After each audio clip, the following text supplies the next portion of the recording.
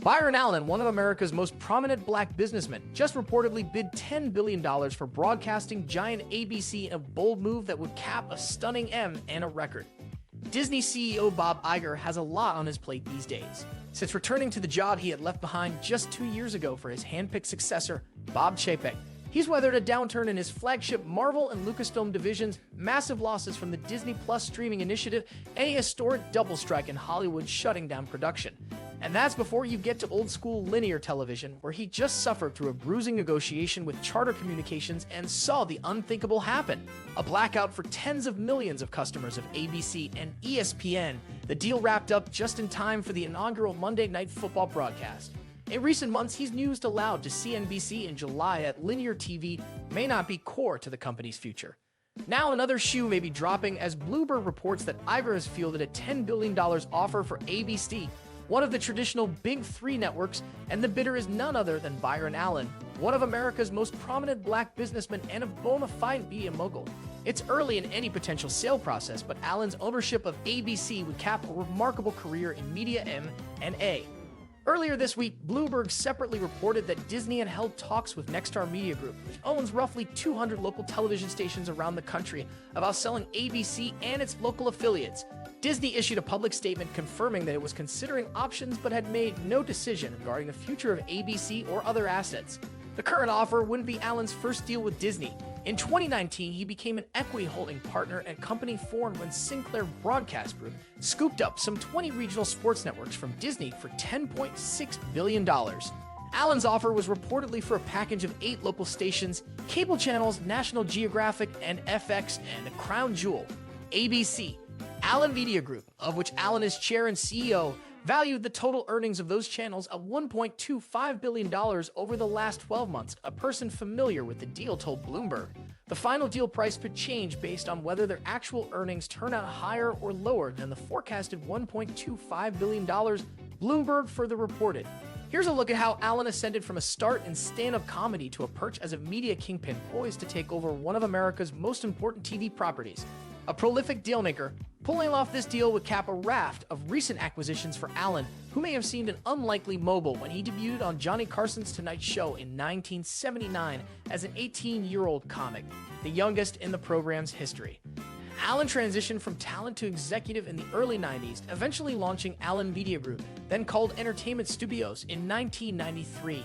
The first show he produced, Entertainers with Byron Allen, in which he interviewed celebrities at various press junkets, laid the groundwork for what evolved into a unique syndication model.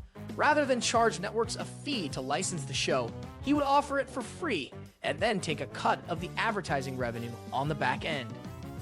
It's been a very different story in recent years as Byron has gone on a debt-fueled acquisition spree, branching out into local news, digital media, and a variety of different programming to build out his syndication and production businesses. Detractors, including credit ratings firm Moody's, have been wary of Allen's habit of financing his M&A deals with credit. Management's financial policy allows for high leverage that is currently above our tolerance, Moody's wrote back in 2018, according to Bloomberg. Keeping with his emphasis on black-owned media companies, Allen in 2022 purchased the Black News Channel, which he promptly renamed Thegrio Television Network. In the last few years, Allen has been on a mission to turn Allen Media Group into one of the country's biggest owners of local television stations. Between 2019 and 2020, he spent roughly $500 million on 2 smaller holding station owners, Bay Broadcasting and USA Television, according to the company website. And this spring, Allen rekindled his long-standing interest in acquiring Tegna, which owns about 70 local TV channels. It was created by another black media mogul, the billionaire Robert Thompson, who also owned the Charlotte Bobcats NBA franchise before selling it to legendary player and North Carolina native Michael Jordan in 2010. Allen's penchant for lawsuits. Allen has also made headlines for a couple of high-profile lawsuits against Fortune 500 companies in which he alleged racial discrimination. In 2019, he sued McDonald's for racial discrimination, claiming the company had only spent 0.3% of its advertising budget at black-owned media companies. He re-upped his alleged grievances against McDonald's in June, when he filed an additional $100 million lawsuit alleging the company had lied when it promised to increase its media spend at black-owned outlets from 2% to 5% by 2024. In 2015 and 2016, Allen sued Comcast and Charter Communications for $20 billion and $10 billion respectively over claims that the two companies refused to carry cable channels owned by his company Entertainment Studios because he was black.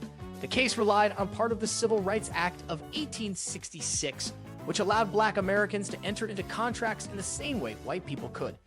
Allen contended that his race was one of the factors for why both companies refused to pick up channels like Pets, TV, and Cars. TV, pointing to the fact that competitors Dish Network and DirecTV did carry them. The lawsuit against Comcast made it all the way to the Supreme Court, which unanimously ruled to send the case back to the 9th U.S. Circuit Court of Appeals. In June 2020, Comcast and Allen settled out of court for an undisclosed sum and reached a carriage agreement for Entertainment Studios' various cable channels.